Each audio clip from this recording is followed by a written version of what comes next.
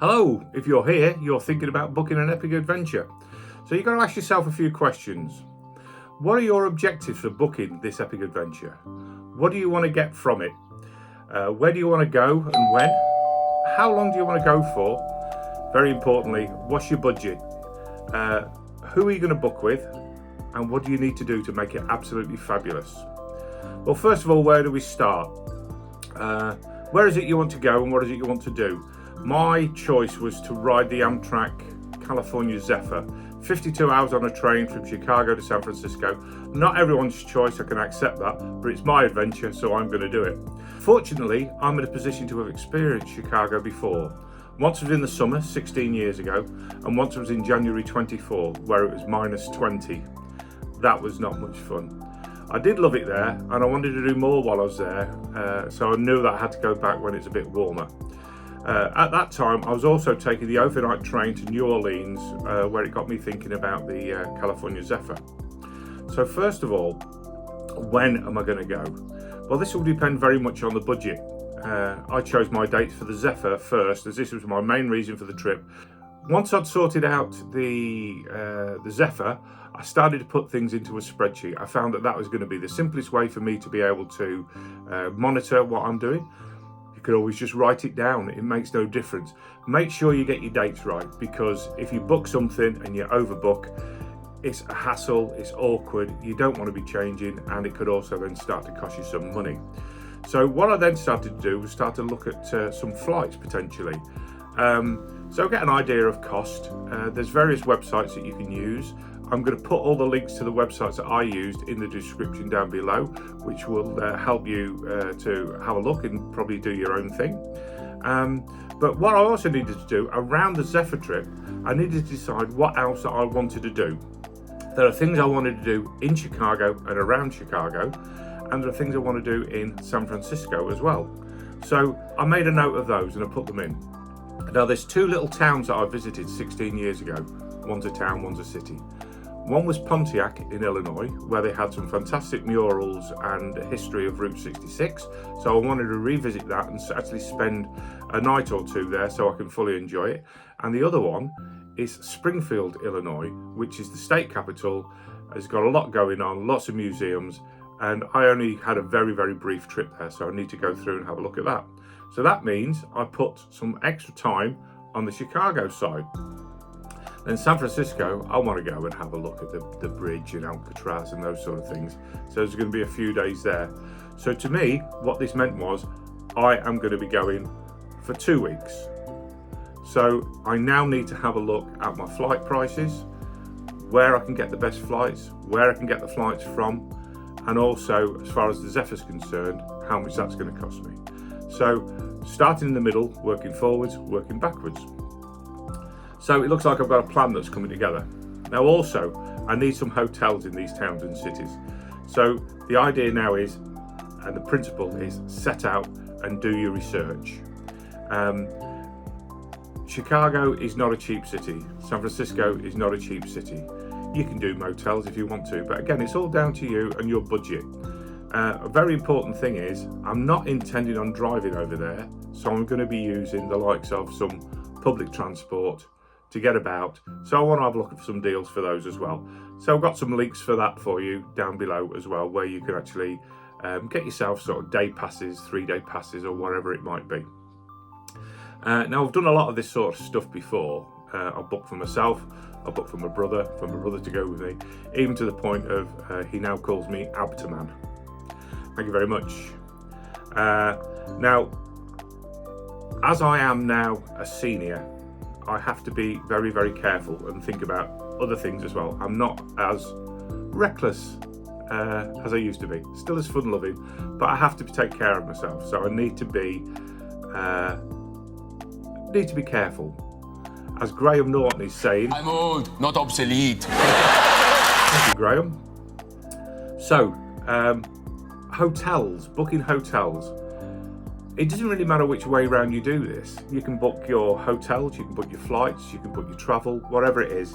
But the hotels that I book, it's a good idea to go through a good agent, maybe even the hotel itself, and you may get free cancellation. all the hotels that I got free cancellation if I needed to. I'll give you a prime example of what I did. My San Francisco hotel that I was booking for was over £500, $520, $530, something like that.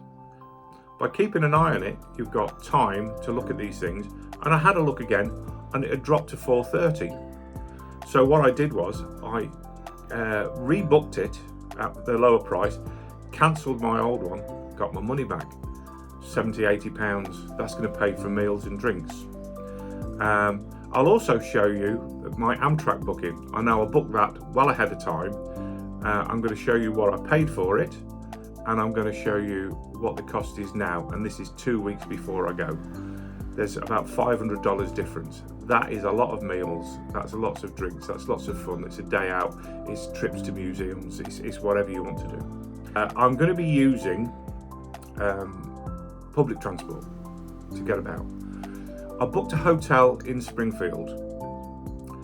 It was a nice hotel, but it was slightly out of the city, so I was going to have to get a lift, a taxi, an Uber, or something to get me in and out. That wasn't the original hotel that I wanted. The one I wanted was in the city. They then had a deal, and their price was slightly cheaper than the one that I was doing from out of town. So again, with my cancellation policy, I cancelled the original one and booked the one that I wanted in the first place.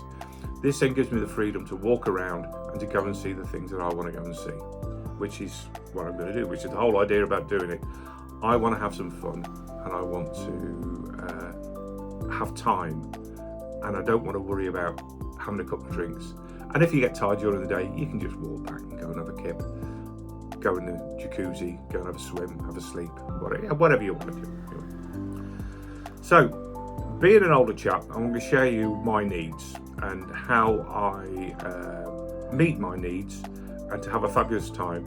And then having everything that you need with you is very, very important. I have to have some medication these days. I have a pacemaker. I also have various gadgets. Got my phone, got my iPad. You need to be able to charge these things. You need to make sure you've got all the correct charging equipment. And I'll show you the pack that I've got, that I put together. Getting yourself a little gadget pack is absolutely brilliant. You can put these things together, it's wonderful. And I'll show you how that one works. I have my tech bag, got this from Amazon. It's got two sides, lots of compartments. Always take my A to C cable. I have a camera charge cable, because I always have a camera with me. My lightning cable for charging my iPhone. A power bank charger, which is very useful in case you haven't got any access to power. A Bluetooth headphone connector, and that is for on the plane when I can listen to some films. A 4-slot USB with slot in English and US sockets. Always have an eye mask and some earplugs, so bear in mind I'm going on a train. Now, a pop-up kettle. I want to make my own coffee as well at times. Now, the other thing then is, obviously we're going abroad, so money, foreign currency. We always used to go down to Tesco's or to the post office, change our money, and you get a rate. They say it's commission free. No, it's not. It's not at all. I've opened up a while ago a Chase account. It's an online account. It's an American bank. Free withdrawals from Chase machines, and also you get spot rate. If you look online and it's saying that the rate is something like $1.37 to the pound, you're going to get something like $1.36.8. They're not taking that money. If you went to Tesco's, you might get $1.30. So they're taking 7 cents on the dollar, and you're spending hundreds of pounds. That soon racks up. So I tend to take a card with me. I've also got the app on the phone, so you can pay for it that way. Here's a tip for you as well. In America these days, a lot of places, if you pay on card, they'll add an extra few dollars. They tend to like cash. Your phone abroad, now that gets very expensive. I was in New Orleans this year in January. I paid an extra £15 for some credit. I thought that would be okay. it got gobbled up in a day and a half because of all the, if you get a phone call or a text, it's top price. So I thought, how can I go about getting around this? Because when you're on Wi-Fi, you can use Messenger or you can use WhatsApp.